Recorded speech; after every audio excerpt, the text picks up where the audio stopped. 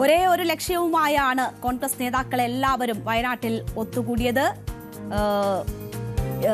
ഇപ്പോൾ അതിന്റെ കൂടുതൽ വിശദാംശങ്ങൾ പുറത്തേക്ക് വരികയാണ്.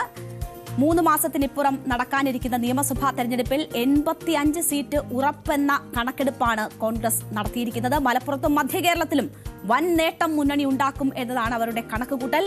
വിജയസാധ്യത മണ്ഡലങ്ങളുടെ റിപ്പോർട്ട് തെരഞ്ഞെടുപ്പ് വിദഗ്ധൻ സുനിൽ കനഗുലു കോൺഗ്രസ് ക്യാമ്പിൽ അവതരിപ്പിച്ചു. UDF അടിത്തറ ശക്തമാണ്, രാഷ്ട്രീയ സാഹചര്യം തങ്ങൾക്ക് അനുകൂലമാണ് എന്നതാണ് അവരുടെ വിലയിരുത്തൽ. അതേസമയം തദ്ദേശ ഫലം അതേപടി പ്രതിഫലിക്കില്ലെന്നും ജാഗരൂകമാകണം പ്രവർത്തകർ എന്നതുമാണ് നേതൃത്വം നൽകുന്ന മുന്നറിയിപ്പ്. അപ്പോൾ സംസ്ഥാനത്തെ 85 മണ്ഡലങ്ങളിലാണ് വിജയം ഉറപ്പിക്കുന്നത് UDF.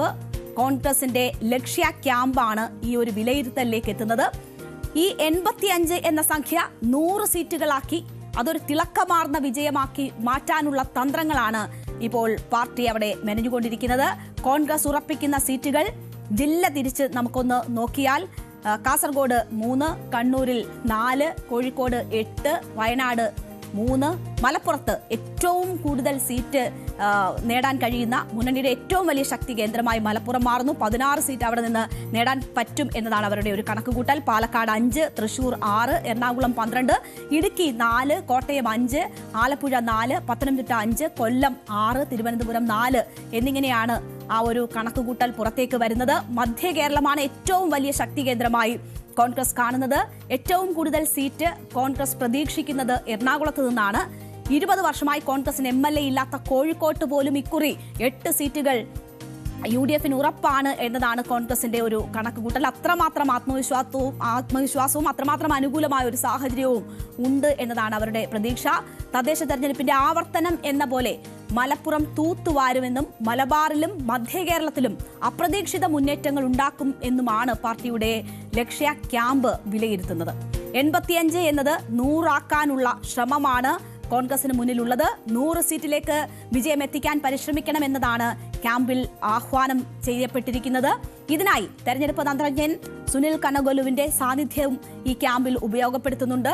140 മണ്ഡലങ്ങളിൽ വിജയസാധ്യതയുള്ള UDF സ്ഥാനാർത്ഥികളെ സംബന്ധിച്ച സർവേ കനഗോലുവിന്റെ സംഘം ഇതിനോടകം തന്നെ നടത്തിയിട്ടുണ്ട്. ഇത് മുൻനിർത്തിയുള്ള ചർച്ചകളും നീക്കങ്ങളുമാണ് കോൺഗ്രസിന്റെ ഭാഗത്തു നിന്നും ഉണ്ടാകുന്നത്.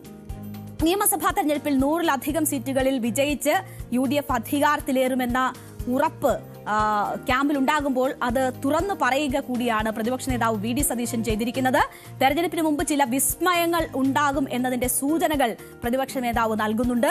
കോൺഗ്രസ് മുഖ്യമന്ത്രി സ്ഥാനത്തെ ചൊല്ലി തർക്കിക്കുന്നു എന്ന പ്രചരണം അത് CPMന്റെ ഒരു തന്ത്രമാണ് എന്നതാണ് പ്രതിപക്ഷ നേതാവ് പറയുന്നത്.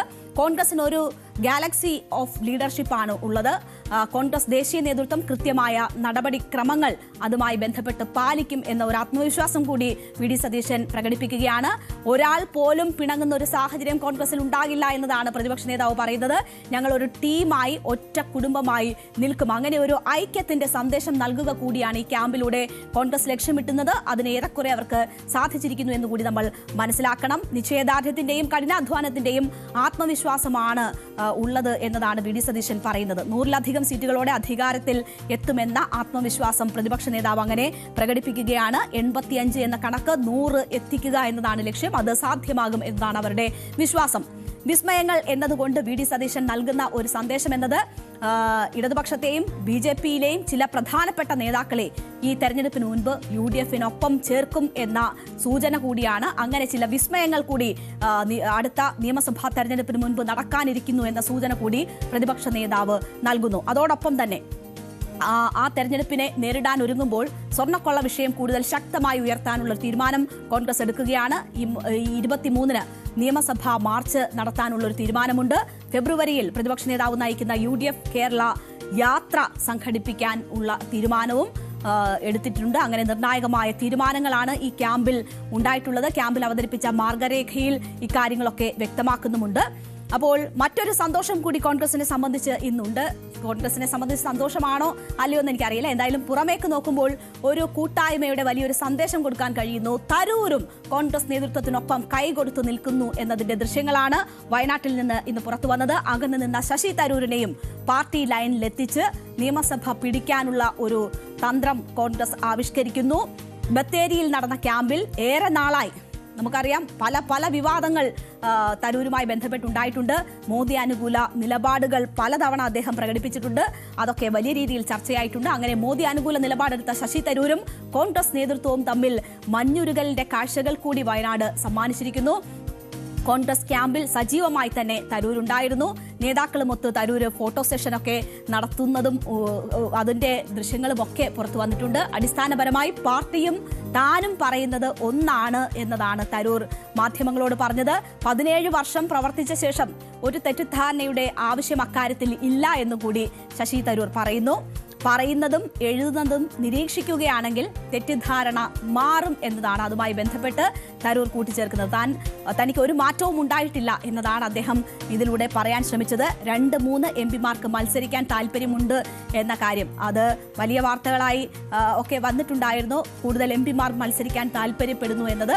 താൻ അഭിപ്രായമൊന്നും അക്കാര്യത്തിൽ പറഞ്ഞിട്ടില്ല എന്നതാണ് ശശി തരൂർ പറയുന്നത്. പാർട്ടി തീരുമാനിക്കട്ടെ തന്റെ കാര്യം എന്ന് പറയുന്നു.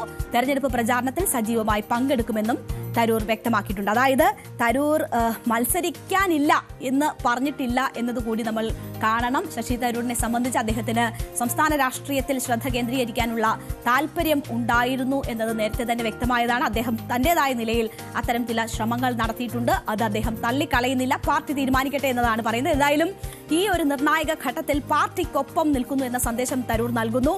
ഈ തദ്ദേശ തെരഞ്ഞെടുപ്പ് ഫലം വലിയ ആത്മവിശ്വാസം നൽകിയിട്ടുണ്ട് എന്നൊരു കാര്യം കൂടി തരൂർ ചൂണ്ടിക്കാട്ടുന്നു. അപ്പോൾ കോൺഗ്രസിനെ സംബന്ധിച്ച് സംസ്ഥാനത്തും ദേശീയ രാഷ്ട്രീയത്തിലുമൊക്കെ കഴിഞ്ഞ കുറേ നാളായി വലിയ വെല്ലുവിളിയായി നിന്നിട്ടുള്ള ഒരു ഫിഗറാണ് ശശി തരൂർ. കോൺഗ്രസിനെ പല തവണ പ്രതിസന്ധിയിലാക്കിയിട്ടുണ്ട് അദ്ദേഹത്തിന്റെ പ്രതികരണങ്ങൾ. ആ പ്രശ്നം കൂടി ഈ നിയമസഭാ തെരഞ്ഞെടുപ്പിന് മുൻപ് ഒഴിയുന്നു എന്നതിന്റെ സൂചനകൾ കൂടിയാണ് ലക്ഷ്യ ക്യാമ്പ് നൽകുന്നത്. എന്തായാലും കോൺഗ്രസിനെ സംബന്ധിച്ച് നോക്കുകയാണെങ്കിൽ ഒരു ഡു ഓർ ഡൈ സിറ്റുവേഷൻ ആണ് ഇപ്പോൾ അവരെ സംബന്ധിച്ച് ഉള്ളത്. അവർക്ക് അനുകൂലമായ വലിയൊരു സാഹചര്യം സംസ്ഥാനത്ത് ഉടലെടുത്തിട്ടുണ്ട് എന്നതിന്റെ സൂചനകളാണ് തദ്ദേശ ഭരണ തെരഞ്ഞെടുപ്പ് ഫലം നൽകിയത്. എന്തായാലും ആ സാഹചര്യം പ്രയോജനപ്പെടുത്താനുള്ള ഒരു ആത്മാർത്ഥമായ ശ്രമം കോൺഗ്രസിന്റെ ഭാഗത്തു നിന്നും ഉണ്ടാകുന്നു എന്നതിന്റെ സൂചനയാണ് ഇതുപോലെയുള്ള മുന്നൊരുക്കങ്ങൾ. നേരത്തെ തന്നെ സ്ഥാനാർത്ഥി പ്രഖ്യാപനമൊക്കെ നടത്തി സജീവമാകാനുള്ള നീക്കമാണ് കോൺഗ്രസ് നടത്തുന്നത്. അപ്പോൾ അതിൽ ഒരു പടി മുന്നിട്ട് നിൽക്കുന്നു. അതിൽ അവർ ആത്മാർത്ഥമായിട്ടുള്ള ശ്രമങ്ങൾ നടത്തുന്നു എന്നതാണ് നമുക്ക് കാണാൻ കഴിയുന്നത്.